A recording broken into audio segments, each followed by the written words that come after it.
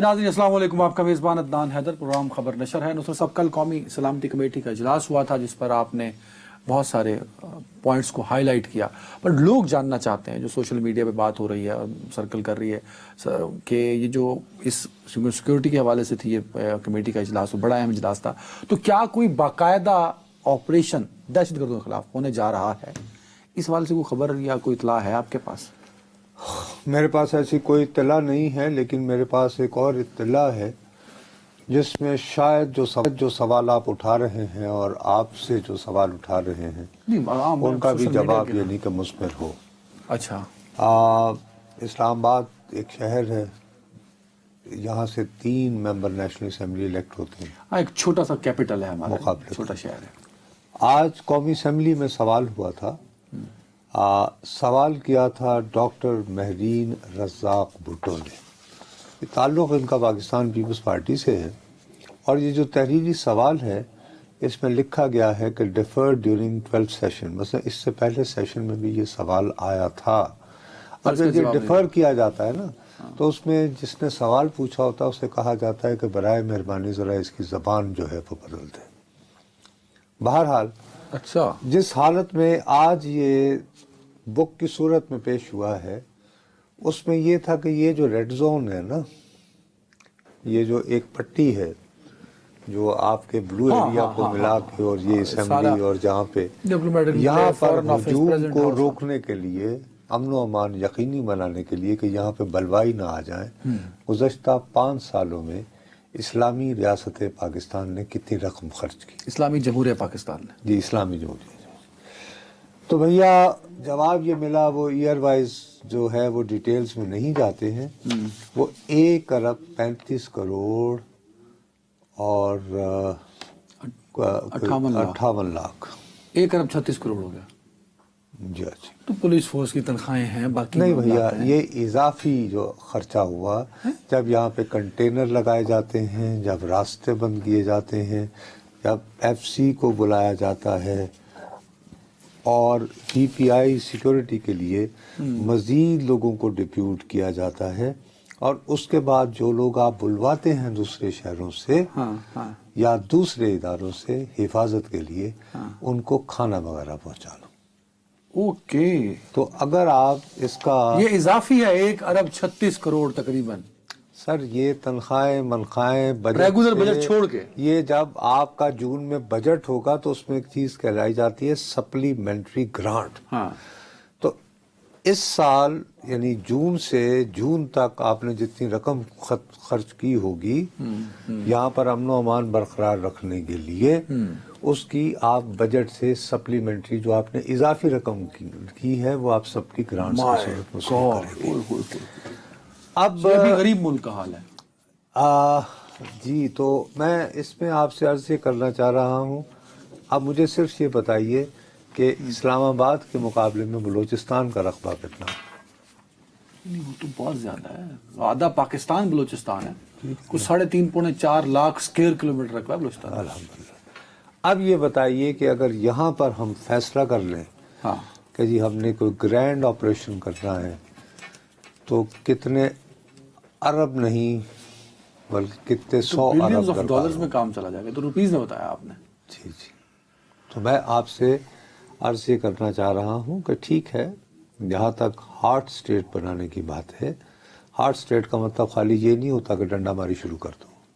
Heart state का मतलब ये भी होता है कि आप जो कवानीन मौजूद हैं उन पर सख्ती से अमल दरामद करवाना शुरू करें। हार्ट स्टेट का मतलब ये भी होता है कि आप अगर किसी आदमी को गिरफ्तार करते हैं और उस पर कुछ इल्ज़ाम लगाते हैं तो आप उसको जल्द अज जल्द बुनियादों पे सज़ाएं दिलवाने का भी इंतज़ाम करें। हार्ट स्टेट का हरगिज़ ये मतलब नहीं होता कि कल जो है वो रुख कर दें और बस ठाठू। कल से मैं देखा हार्ट स्टेट को बहुत नेगेटिव सेंस में यार, आपने तो एक्सप्लेन कर भाई, आपने तो बड़ा अच्छा उसको। नेगेटिव और पॉजिटिव मेरा मसला नहीं है, वो मेरा इशू नहीं है। मैं इसलिए कह रहा हूँ कि लोग आपसे सवाल ये करते हैं कि कल बाकायदा ISPR की जानिब से जो प्रेस रिलीज जारी की गई थी उसमें ये मंसूब किया गया था फ़िक्रा आर्मी चीफ के साथ कि उन्होंने कहा कि कब तक اور یہ کہ اب یہ کہ سافٹ اسٹیٹ نہیں، ہمیں ہارڈ اسٹیٹ بنانا ہوگا. اب وہ ہارڈ اسٹیٹ سے فوری طور پر 2+2 کیا اور ٹک کر کے آپریشن نکال لیا، اور پھر کہا کہ وہ آپریشن کا ذکر کیوں نہیں ہوا. میرا اپنا نہیں خیال، دیکھو ایک سیدھی سی بات ہے، انڈیا ہوتے ہیں اندر کی خبر کی نہیں ہوتی. اگر آپریشن کرنا ہے تو کل اجلاس ہوتا ہے. یہ کل اجلاس ہوتے ہی آج پاکستان کے صدر آصف علی زرداری صاحب جو ہیں وہ کوئٹہ چلے جاتے ہیں، اور وہاں پہ وہ امن و امان کا وہ کرتے ہیں، اور وہاں ان سے منسوب بیان چل رہا ہے کہ میں عید کے بعد جو ہے یہاں آ کے کیمپ لگاؤں گا اور لوگوں سے پوچھوں گا کبھی آپ کو کیا شکایات ہے. تو اگر کل سے ڈنڈا ماری کرنا شروع ہونا تو آج یہ کیوں جاتے؟ تو اس طرح 2 and 2 4 کریں. ویسے الگ بات ہے کہ JUI کو جو ہے وہ جس کوئی باقاعدہ آپریشن نہ ڈسکس ہوا نہ ہوگا. یار دیکھو، مجھے ایک تو سب سے بڑی بات یہ ہے کہ مجھے یہ نہ کہیں کہ کل کا جو اجلاس ہوا ہے اس میں آپریشن کی بات نہیں سیکیورٹی کمیٹی کا، میں اس کے بارے میں کچھ کہنے کو تیار ہی نہیں ہوں. کیوں؟ وہ ان کیمرہ اجلاس ہوا ہے. آپ کے اطلاعات ذرائع ہو سکتے سر ہیں. ان کیمرہ اجلاس ہوا ہے. ان کیمرہ بہت رپورٹ ہوتا رہا ہے، ساری عمر ہوا رپورٹ. سر یہی نا، اب آپ جاہل آدمی جو یعنی کہ پیکا قانون کے خلاف کورٹ میں گئے ہیں. ہاں پٹیشنر ہوں. اچھا، کیا 17 کو پیشی ہے. کیا پیکا قانون میں یہ نہیں ہے کہ یہاں تک ہے کہ اگر قومی اسمبلی کے اسپیکر فلور پر بھولا ہوا کوئی لفظ حذف کر دیں تو کارروائی وہ میں سے، رپورٹ نہیں کر سکتا. تو ان کیمرے کا تو مطلب ہی یہ ہے کہ آپ وہاں پہ جو کچھ گفتگو ہوئی ہے اس کو آپ رپورٹ ہی نہیں کر سکتے. اسی لیے ہمیں جو نابغے، جو جینیس حضرات، جو اتحادی حکومتوں میں بیٹھے ہوئے آزادی اظہار کے سب سے بڑے چیمپئن، جب وہ یہ کہتے ہیں کہ نصرت جاوید صاحب آپ کو کیا مسئلہ ہے پیکا سے، ہم تو اس کے ذریعے آپ کو مضبوط کر رہے ہیں، مضبوط کر رہے ہیں، وہ کہتے ہیں. تو یہ میری صحافت مضبوط ہوئی ہے کہ میں بچ بچا کے بھی یہ نہیں بیان کر سکتا کہ کیونکہ کیمرہ ان سیشن ہے، اور کسی کا بھی دل کرے، کسی کا میٹر گھومے، وہ مجھ سے کسی بھی بات پہ ناراض ہو، وہ کہے گا آؤ جی تسی تے ذرا پیش ہو تو دسو ہے تانوں کنے اندر دی گل دسی ہے. اب جب معاملات یہاں تک آ چکے ہوں تو پھر یہ ہے کہ تجربہ کار لوگوں سے رابطہ کرنا چاہیے. وہ تو آپ نے کل گلہ کیا تھا کہ نواز شریف کو نہیں بلایا گیا. خیر مولانا صاحب تو وہاں تھے نا، انہوں نے اپنا حق ادا کیا. وہ تو انہوں نے کیا بہرحال. تو وہ یہ ہے کہ وہ یعنی تجربے کی مار ماری ہے. کس نے؟ مولانا فضل الرحمان اور ان کی جماعت نے. وہ کیسے؟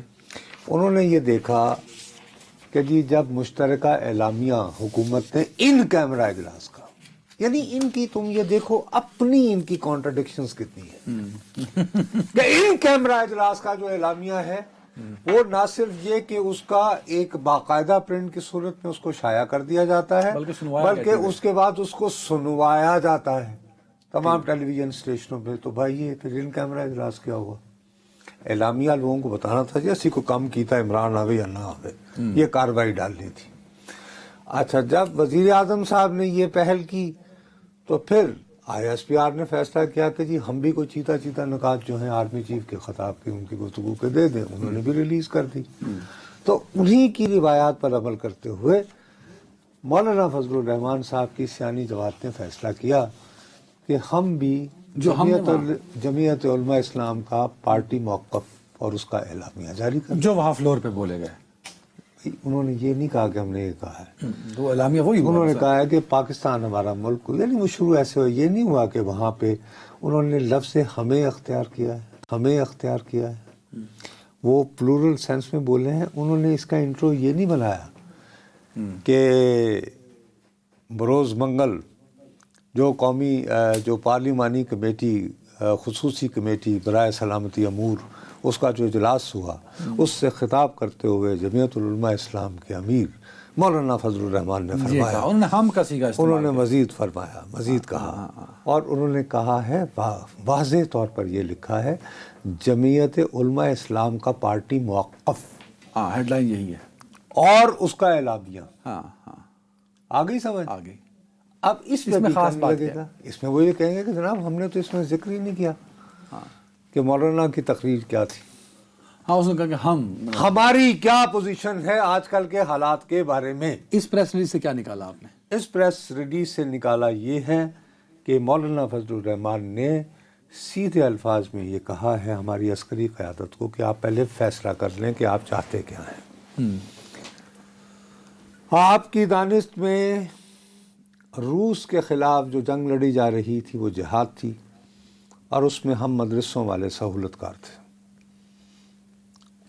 اب وہی سہولت کار، وہی مجاہدین جو ہیں، انہی کو جنرل مشرف صاحب کے زمانے میں فیصلہ کر لیا گیا کہ ان کا قلعہ کما کرنا ہے، کیونکہ یہ تو اب دہشت گرد ہو گئے. تو پہلے تو یہ طے کریں کہ کب ہم مجاہد تھے اور کب دہشت گرد تھے. یہ ذرا بات جو ہے کلیئر کریں. پریس ریلیز میں لکھا انہوں نے. وہ اسی طرح کی بات، ہم اپنے تضادات کو دیکھنا ہوگا. روس کے خلاف افغان وار میں ہماری ریاست کی پالیسی مختلف کیوں تھی اور امریکہ کے خلاف مختلف کیوں؟ اس تضاد نے پیچیدگیوں کو جنم دیا. بھیا میں اپنے پاس سے نہیں، آپ صحیح کہہ رہے ہیں. میں بھائی ایک لفظ نہیں، میں بلکہ نو اس کو پیکا آسان زبان میں نو پیکا جی، یہ انہوں نے جے یو آئی کا پارٹی موقف پڑھا ہے، تو لہٰذا نو پیکا. اس کے بعد یہ کہ وہ اپنی اس بات پر بضد ہیں. تمہیں یہ پتہ ہے یہ جمعیت العلماء اسلام کا موقف رہا ہے کہ جی وہ بالآخر اس بات پہ آ گئے تھے کہ آپ نے اگر قبائلی اضلاع کو باقاعدہ سیٹلمنٹ ایریا کا حصہ بنانا ہے تو آپ وہاں پہ ریفرنڈم کروائیے کہ وہ شامل ہونا چاہ رہے ہیں یا نہیں. یہ سرتاج عزیز صاحب نے جو کمیٹی بنائی تھی اس میں بھی ان کا یہی موقف تھا، اسی طرح کا کچھ. آپ سرتاج عزیز صاحب تو بہت بعد میں آتے ہاں، ہیں، لیکن یہ کہ یہ خواب تھا درینہ مولانا صاحب کا، جناب جنرل بے قمر جاوید باجوہ صاحب کا، کہ انہوں نے ضم کرنا ہے. تو انہوں نے ساری میٹنگز اور بریفنگز وغیرہ خود وہ کرتے ہوتے تھے، اور یہ تمام سیاستدان ان سے سیکھنے جاتے تھے کہ بھائی سیاستدان سیکھنے جاتے تھے باجوہ صاحب. یہ درست ہے یا نہیں. لیکن اس وقت بھی مولانا اس بات پر بضد رہے.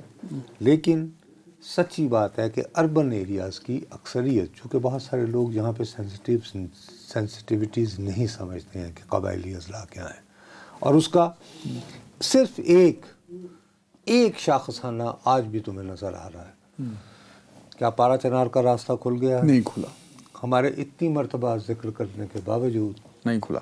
تو مولانا کا ایک پوائنٹ ویلڈ تو کہ بھائی اسی لیے کہ اگر انہیں ان کے حال پر ہی چھوڑ دیا جاتا جیسے وہ پہلے تھے تو شاید ابھی تک وہ کوئی اپنے باہمی جرگے وغیرہ سے کوئی نہ کوئی راستہ نکال لیتے ہیں. پہلے بھی تو نکال ہی رہے تھے چیزیں سائڈ کر کے چلے. اور جیسے کہ انہوں نے ابھی جیسے یہ طورخم کا بارڈر اتنے دنوں سے بن رہا ہے تو کوئی نہ کوئی راستہ نکلا ہے نا شاید اپیرنٹلی. اس میں ریاستیں تو دونوں جانب کی اتنی متعلق نہیں ہوئی نا. گراؤنڈ سویل جرگا کا رول ہے دونوں جانب سے، نیچے سے پریشر آیا ہے. پیپلز بل آئی ہے کیونکہ $3 ملین روز کا بھی کاروبار ہوتا ہے. اب ابھی پرمیشن صرف ان کو ملی ہے جو پیشنٹس ہیں جنہوں نے میڈیکل ٹریٹمنٹ. ہاں لیکن مقصد یہ کہ لیکن ایک امپرومنٹ ہوئی ہے. یہ جو پیش قدمی تو اس کی اس کے بعد اسی میں اب آپ کے آپریشن کا جواب موجود. اچھا، انہوں نے کہا ہے کہ آپ نے پچھلے 20 سال سے آپریشنز پر آپریشن کیے ہیں لیکن دہشت گردی میں ہر آپریشن کے ساتھ اضافہ ہوا، کمی نہیں. تو قوم کیسے آپ پر اعتماد کرے؟ آپ نے آپریشنز کے نام پر لوگوں کو اپنے ملک میں مہاجر بنایا، ان کے گھر اور گاؤں تباہ و برباد ہوئے، اور اس کی تعمیر کے لیے امداد کے نام بھیک کا اعلان کیا گیا، وہ بھی ان کو نہیں ملی، تو وہ کیوں آپ پر اعتماد کریں؟ ان شارٹ کہ برائے مہربانی کسی قسم کے آپریشن سے گریز کیجیے. یہ باتیں وہاں ہوئیں، یہ اعلامیہ یار وہاں ہوئی نہیں ہوئی، میں تو اعلامیہ پڑھ رہا ہوں. میں نہیں پتا کہ کیوں ہے ان کا. میں جمعیت علماء اسلام کا پارٹی موقف بیان کر رہا ہوں. اس میں انہوں نے لکھا ہے نا آج کی قومی سلامتی کمیٹی کے حوالے سے. جمعیت علماء اسلام کا میں پارٹی موقف کی بیان کر رہا ہوں موجودہ صورتحال کے بارے میں. اس کے بعد وہ یہ بھی کہہ رہے ہیں کہ اسٹیبلشمنٹ کی ایک رجیم، یعنی جب باجوہ صاحب ہوں تو ان کی ایک تھیوری ہوتی ہے، موجودہ قیادت آئے تو ایک اور ہو جاتی ہے. ایک دوسرے پہ الزام دھرتے ہیں. ٹھیک ہے. تو انہوں نے کہا کہ اسٹیبلشمنٹ کی اگر ایک رجیم دوسری رجیم پر اس کا ملبہ اور الزام ڈال کر بری الذمہ ہونے کی کوشش کرے گی تو یہ شاید قوم کی تسلی کے لیے ناکافی ہوگا.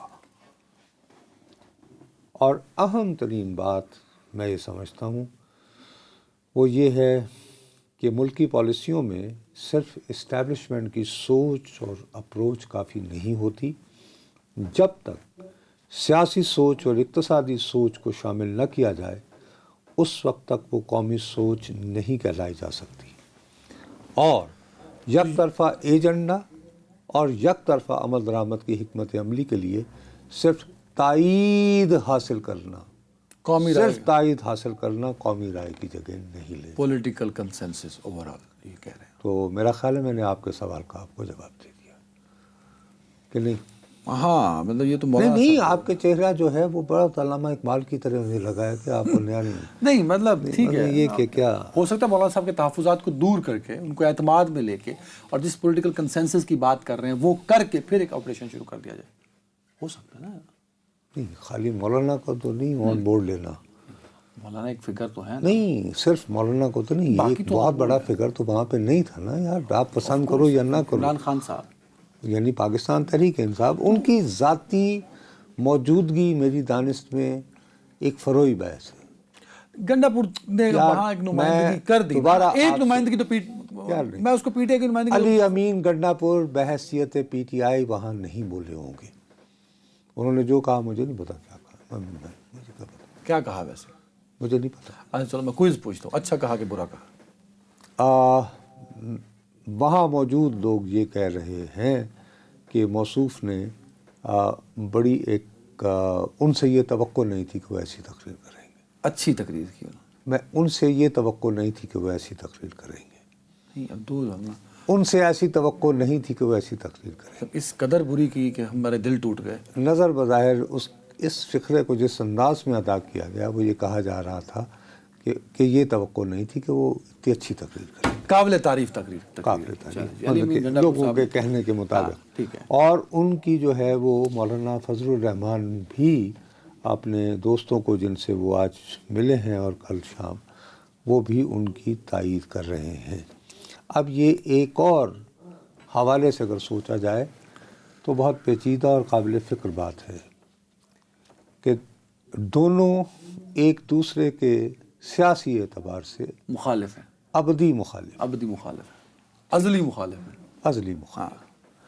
اب اگر یہ دونوں ایک ہی سوچ کے ساتھ اس کے باوجود چلتے ہیں، اور جبکہ مولانا کا تحریک انصاف کے ساتھ اتحاد میں رکاوٹ ڈالنے میں علی امین گنڈا پور صاحب نے کی کردار ادا کیا ہے، ابھی تک جو غلط فہمیاں ہوتی ہیں ان کا مبادلہ، تو آگے چل کے نئی ڈیولپمنٹ بھی ہو سکتا ہے، کیونکہ آج اعلان کیا نا گرینڈ اپوزیشن الائنس اس کو کہہ لیں کہ وہ اے پی سی بلانے جا رہے ہیں، نہیں وہ ایک الگ ہے، اسی سے کنیکٹیوٹی کو نا وہ جوڑا جائے گا کہ یار یہ ہوئی تھی، اس میں جو لوگ شریک ہوئے تھے مولانا صاحب دیکھیں ایک ہے تحریک تحفظ آئین پاکستان، تحریک تحفظ آئین پاکستان نے اگر آل پارٹیز کانفرنس بلانی ہے تو اس کا انداز کوئی اور ہوگا، پر اس میں آپ ٹھیک، اگر پاکستان تحریک انصاف نے اپنے طور پر بلانی ہے اس کا انداز کچھ اور، لیکن یہاں پہ پھر ایک اور کوسچن مارک ہے، آپ نے ابھی جاتے جاتے یہ کہا کہ قابل فکر بات ہے، آپ کہنا چاہیے تھا قابل تحسین بات ہے، نہیں میں اس کو قابل فکر کہتا ہوں۔ وہ کیوں؟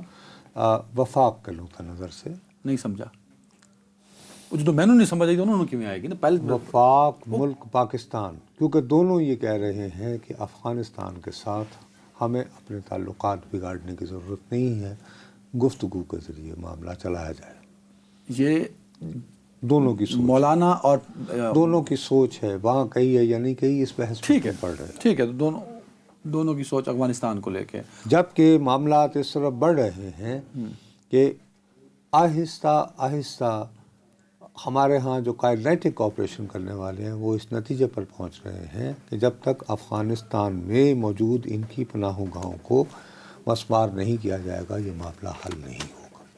سو یہاں پہ ایک آپریشن کی ضرورت ہوگی، ایک ہے نا، ایک کنفیوژن تو ہے، اب اس کنفیوژن کے لیے ضروری ہے کہ پاکستان کے عوام کو مزید انگیج کیا جائے، ہماری زبانوں کو ذرا، اور جو آخری پیراگراف ہے مولانا صاحب کا اس پر غور کیا جائے، نصرت صاحب بھی اس کو رول آؤٹ نہیں کر رہے ایک باقاعدہ آپریشن کو, نہ ہی مولانا صاحب کر رہے ہیں. آخری بھائی کوئی بھی نہیں کر رہا, لیکن یہ کہ یہ نہیں ہے کہ آپ اپنا ذہن بنا لیں کہ میں نے یہ کرنا ہے. یہ نہیں ہے کہ عدنان حیدر یہ ذہن بنا لیں کہ میں نے آج یہ ڈسکس کرنی ہے, اور نصرت جاوید کا آپ دیکھیں نا بریک تو عمل درآمد آپ نے کروا لیا. یہ ہے آپ کا طریقہ. الحمدللہ. ایک وقفہ جی.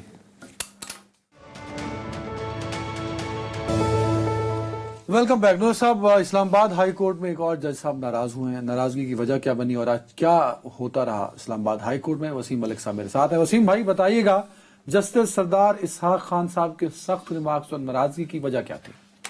شکریہ سر. اس کا ایک چھوٹا سا پس منظر ہے. ہوا کچھ یوں کہ پاکستان تحریک انصاف سے ہی وابستہ ہیں. جو سابق خاتون اول بشرا بی بی کی وہ ترجمان بھی رہ چکی ہیں, پاکستان تحریک انصاف کی وکیل ہیں, مشال اعظم یوسف زئی. ان کی ملاقات نہیں ہونے دی جا رہی تھی اڈیالہ جیل میں عمران خان اور بشرا بی بی سے. اس سلسلے میں وہ اسلام آباد ہائی کورٹ میں آئیں. جیسے سردار اعجاز اسحاق نے یہ کیس گزشتہ ہفتے سنا اور اس کو ڈیسائیڈ کر کے اڈیالہ جیل کے حکام کو یہ حکم دیا کہ آپ ملاقات کروا دیں. جس کے بعد ہوا یہ کہ وہ جس دن یہ عدالت کی جانب سے ملاقات کروانے کے حوالے سے حکم دیا گیا تھا وہ وہاں پر پہنچی. 3 سے 4 گھنٹے سپریڈنٹ نے انہیں اپنے کمرے میں بٹھایا مگر ملاقات نہیں کرنے دی گئی, اور انہیں آ کر واپس بتایا گیا کہ جی عمران خان آپ سے ملاقات نہیں کرنا چاہتے, ہم نے جا کر بتایا ہے. جس کے بعد وہ واپس عدالت آئیں اور انہوں نے ایک توہین عدالت کی درخواست دائر کر دی, اور انہوں نے کہا کہ یہ جو سپریڈنٹ صاحب ہیں یہ جھوٹ بول رہے ہیں, یہ جا کر عمران خان صاحب کو بتاتے ہی نہیں ہیں, ورنہ عمران خان صاحب سے ہم نے ملاقات کرنی ہے. متعدد ایسی درخواستیں ہیں جو ہم نے دائر کرنی ہیں, اور جس پر عمران خان صاحب جو ہیں انہوں نے دستخط بھی کرنے ہیں, اور ہماری ان سے لیگل معاملات پر بات چیت بھی ہونی ہے. جس کے بعد توہین عدالت کی کارروائی جو ہے وہ جیسے سردار اعجاز اسحاق کی جانب سے کی گئی.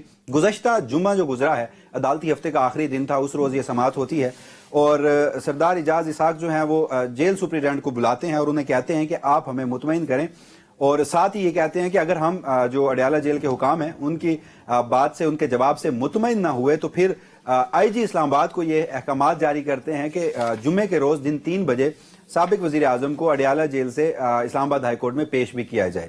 جس کے بعد ہوتا یہ ہے کہ جب دوسری مرتبہ سماعت ہوتی ہے تو اڈیالہ جیل کے جو سپریڈنٹ ہیں وہ آتے ہیں, ایڈوکیٹ جنرل اسلام آباد آتے ہیں, اور وہ آ کر بتاتے ہیں کہ جی عمران خان جو ہیں وہ خود ملاقات نہیں کرنا چاہتے, اور ملاقاتوں کے حوالے سے جو نام دیے جاتے ہیں, جو فہرست دی جاتی ہے, اس کی منظوری بھی عمران خان دیتے ہیں. اب ایسی صورتحال میں عدالت اس بات کا جائزہ لینا چاہتی تھی کہ یہ سپریڈنٹ اڈیالہ جیل درست کہہ رہے ہیں یا عمران خان کے جو وکیل ہیں جو یہاں پر درخواست گزار ہیں وہ درست کہہ رہی ہیں. تو اس کا پھر یہ ایک طریقہ ڈھونڈا گیا, کہا گیا کہ دن 2 بجے تک عمران خان سے جو ویڈیو لنک کے ذریعے انہیں کمرہ عدالت میں پیش کیا جائے. اگر ویڈیو لنک کے ذریعے پیش نہ کیا گیا تو پھر 3 بجے آئی جی اسلام آباد انہیں کمرہ عدالت میں پیش کریں. 2 بجے جب دوبارہ سماعت ہوتی ہے تو ایڈوکیٹ جنرل اسلام آباد آ کر بتاتے ہیں کہ جی آئی جی اسلام آباد کہتے ہیں کہ شہر میں ایک تھریٹ الرٹ ہے, عمران خان صاحب کو پیش نہیں کر سکتے. جبکہ جو اڈیالہ جیل کے سپریڈنٹ ہیں وہ کہتے ہیں کہ لنک ڈاؤن ہے, انٹرنیٹ کے مسائل ہیں, اتنی جلدی ویڈیو لنک کے ذریعے بھی پیشی نہیں ہو سکتی. جس کے بعد عدالت ایک حکم جاری کرتی ہے اور 4 سوال فریم کرتی ہے, جن میں ایک سوال یہ تھا کہ کیا عمران خان جو اڈیالہ جیل کے حکام اس ملاقات کے حوالے سے کہہ رہے ہیں وہ درست ہے. دوسرا سوال یہ تھا کہ عمران خان کوئی مزید درخواستیں بھی دائر کرنا چاہتے ہیں جس پر وکالت نامے دستخط نہ ہونے کی وجہ سے نہیں کر سکے. ایک اور سوال یہ تھا کہ جو فہرست دی جاتی ہے عمران خان سے ملاقات کے حوالے سے اس کا اپروول بھی عمران خان دیتے ہیں, اور عدالت ایک کمیشن مقرر کرتی ہے جو جیسے سردار اعجاز اسحاق کی لا کلرکس تھی سکینہ بنگش, اور ان کو کہا جاتا ہے کہ وہ ہفتے کے روز اڈیالہ جیل میں ملاقات کریں گی عمران خان سے اور ان سوالوں کے جواب دیکھیں گی, اور پھر انہی جوابوں کے تناظر میں اس کیس کو آگے لے کر چلا جائے گا. ہفتے کے روز وہ جو جج صاحب کی لا کلرک ہیں وہ اڈیالہ جیل جاتی ہیں, 2.5 سے 3 گھنٹے انہیں انتظار کروایا جاتا ہے مگر ملاقات نہیں کروائی جاتی. مین وائل اڈیالہ جیل کے جو سپریڈنٹ ہیں وہ اسلام آباد ہائی کورٹ میں ایک درخواست دائر کرتے ہیں اور کہتے ہیں کہ چونکہ بہت زیادہ درخواستیں اسلام آباد ہائی کورٹ میں دائر ہیں تو انہیں ایک لارجر بینچ اسی حوالے سے, ملاقات کے حوالے سے ان کو کلب کر کے اور ایک ہی جگہ سماعت کی جائے. یہ کس نے کہا؟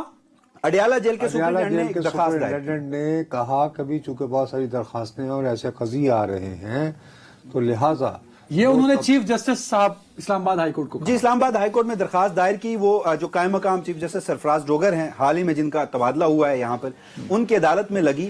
انہوں نے ایک فیصلہ جاری کر دیا اور کہا کہ جتنے بھی عمران خان سے متعلق ملاقاتوں سے متعلق کیسز ہیں جن میں اڈیالہ جیل کے سپریڈنٹ فریق ہیں, ان کو ایک 3 رکنی بینچ بنایا گیا اور کہا گیا کہ اس جو لارجر بینچ ہے اس کے سامنے سماعت کے لیے مقرر کیا جائے. نہیں لیکن وسیم بات سنو میری, اگر وہی سوالات جن کی تحقیق و تفتیش کے لیے جسٹس سردار اسحاق خان صاحب نے اپنی لا کلرک کو ڈپیوٹ کیا، اگر اسی کو قائم مقام چیف جسٹس صاحب ایک لارجر بینچ کے ذریعے اس قضیے کو حل کرنا چاہ رہے ہیں، تو پھر آنریبل سردار اسحاق صاحب کے غصے کی وجہ کیا بنی؟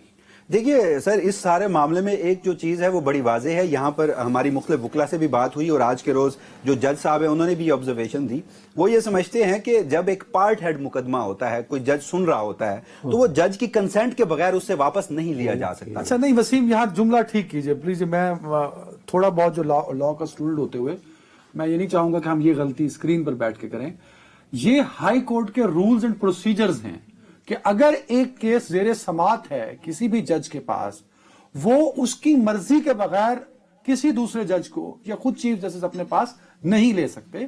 These are the high court rules and procedure. Waseem دیکھیے، ہائی کورٹ کے رولز میں اور یا چیف جسٹس کی جو ثوابدیدی اختیارات ہیں اس حوالے سے یہ درج نہیں ہے کہ جو مقدمہ ہے پارٹ ہیڈ وہ واپس لیا جا سکتا ہے. ایک روایت یہ رہی ہے کہ جب ایک ہی قسم کے سوالات پر مبنی مختلف مقدمات مختلف بینچز میں ہوتے ہیں تو پھر وہ ریکویسٹ کی جاتی ہے متعلقہ جج صاحبان سے کہ آپ کسی ایک ہی جج صاحب کے پاس یہ کیسز بھیج دیں. اور جج ماضی میں یہ کیسز بھیجتے بھی رہے ہیں، لیکن شرط یہ ہے کہ وہ متعلقہ جج کی کنسنٹ شامل ہوگی. دس از اے ڈیو پروسیس نا، جو اڈاپٹ نہیں ہوا بھائی، یہی میں کہہ رہا ہوں. اس معاملے میں وہ اڈاپٹ نہیں ہوا اور اسی وجہ سے چونکہ آج کے روز یہ سماعت مقرر تھی، وہ کاز لسٹ سے ہٹا دیا گیا مقدمہ، جس پر پھر جیسے ہی آج کے روز کمرہ عدالت میں جیسے سردار اعجاز اسحاق کی عدالت میں یہ کارروائی شروع ہوتی ہے تو وہ ایڈوکیٹ جنرل اسلام آباد کو بلاتے ہیں اور پھر یہ جو کارروائی ہے یہ مزید آگے بڑھتی ہے. اور اب فائنلی یہ ہوا کہ جہاں انہوں نے کافی تلخ اور سخت قسم کی آبزرویشنز بھی دیں، وہ آج کے روز خاصا برہم بھی تھے، بلکہ کمرہ عدالت میں وہ جذباتی بھی ہوئے عدلیہ کی آزادی کے حوالے سے.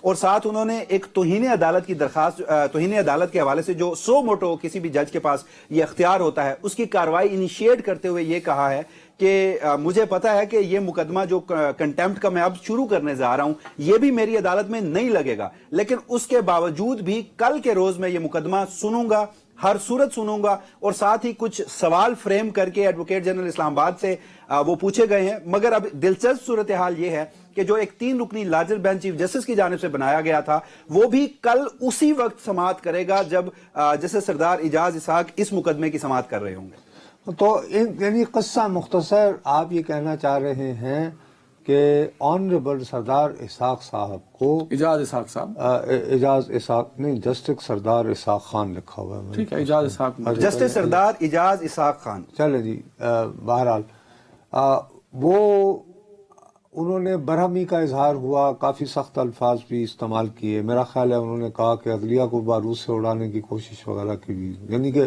محاورتاً، ناٹ اس طرح.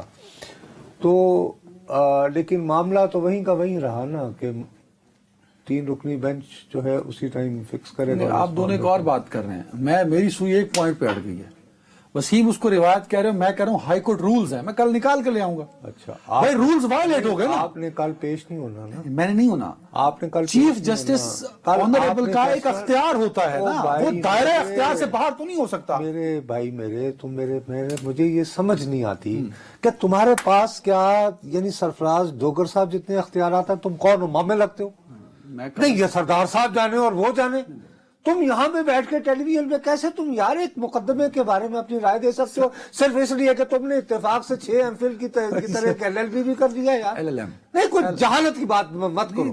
آئی ایم سوری، میرا، وسیم کا، آپ کا اس شو میں بیٹھے ہوئے صرف ایک ذمہ داری ہے کہ ہم جو عدالت میں ہوا ہم یہ بھی بتائیں سننے والوں کو کہ یہ رولز تھے، ان رولز کو ہم نے یہ لا کالج نہیں کھولا، یہ لا کالج نہیں ہے. ہمیں رپورٹ کرنا ہے.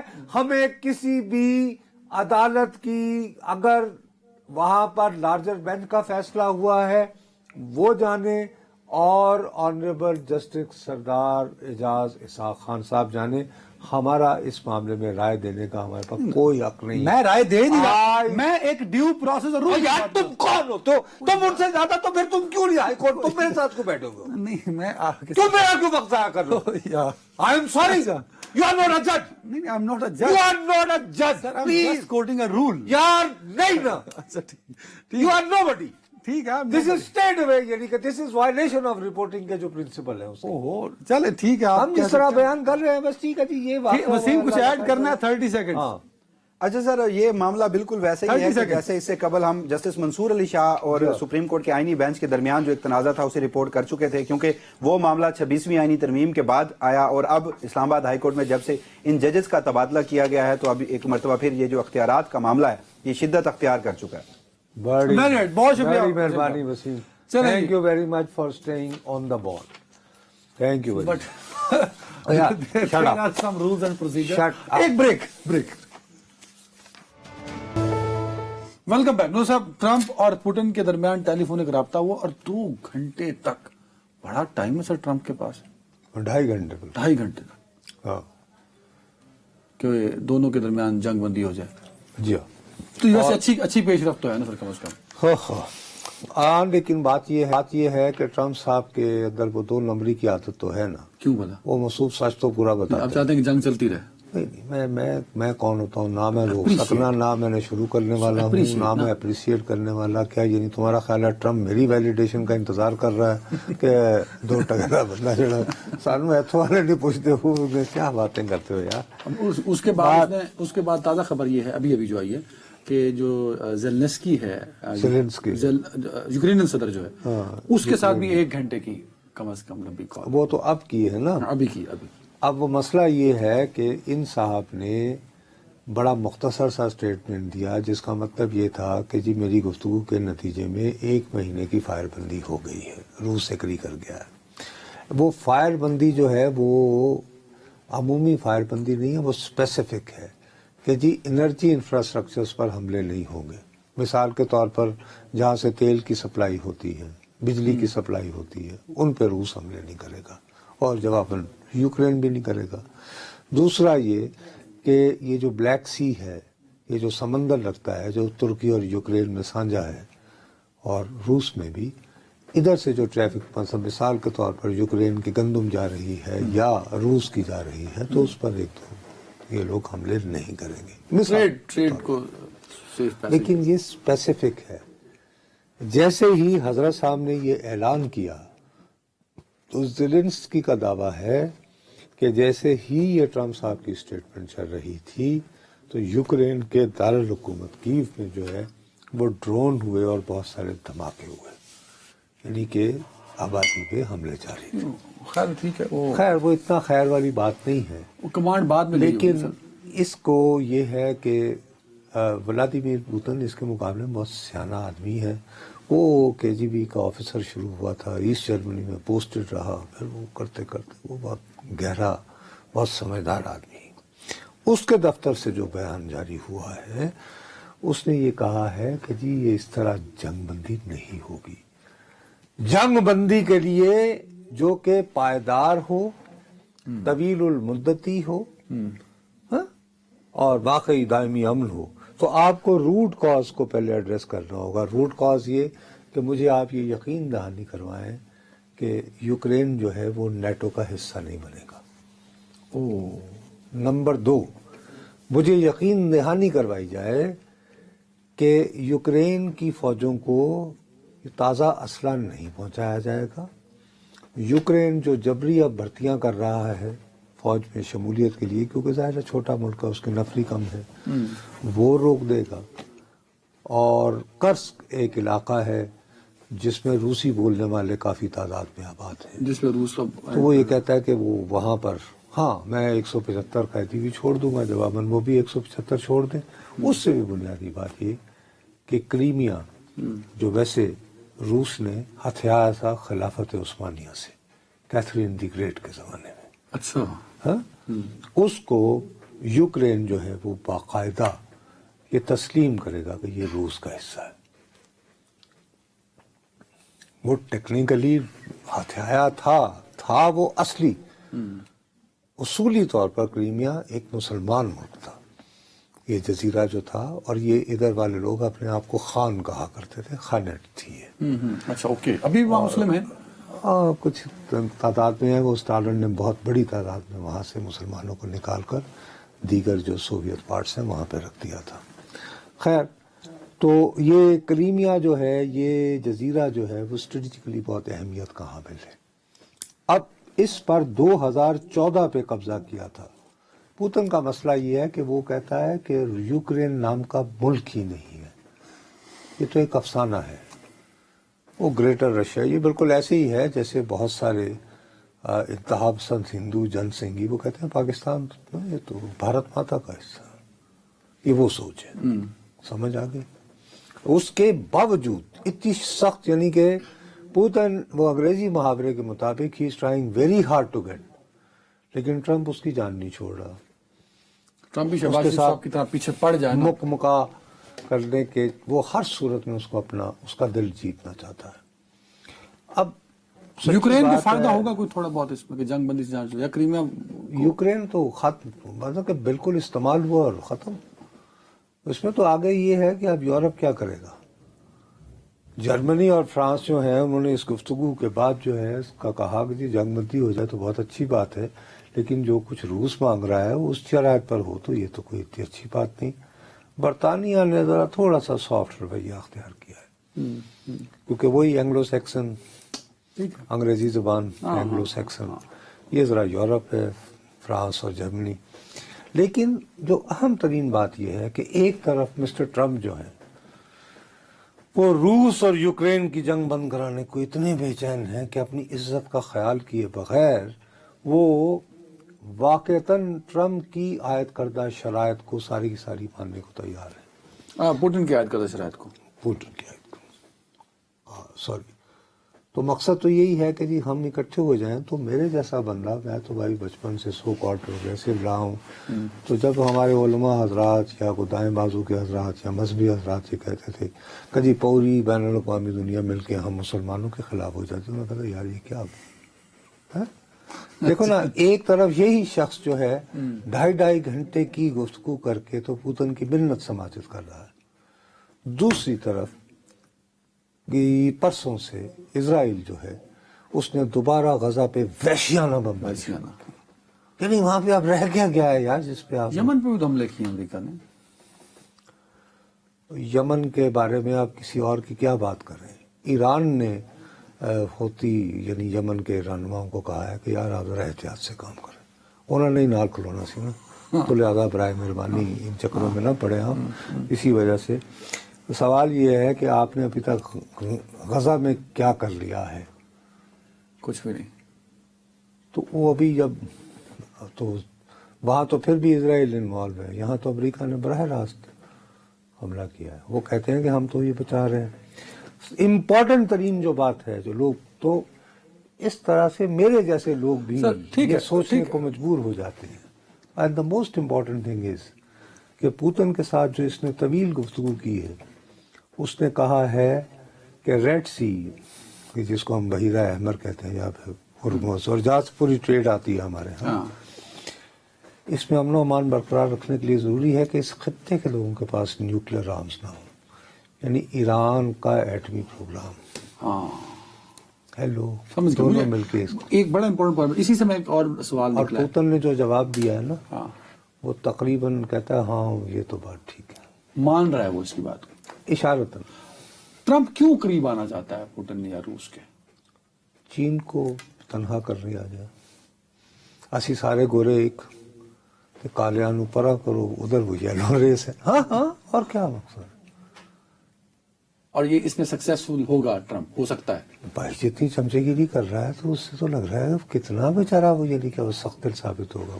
چلے جی، لیٹس سی کیا ہوتا ہے. اور چین بھی آف کورس ایک اسٹرانگ فارن پالیسی رکھتا ہے اپنی، وہ کیا اس پہ سوچ رہا ہوگا یہ تو وقت ہی بتائے گا. اپنا بہت خیال رکھیے گا. اللہ حافظ.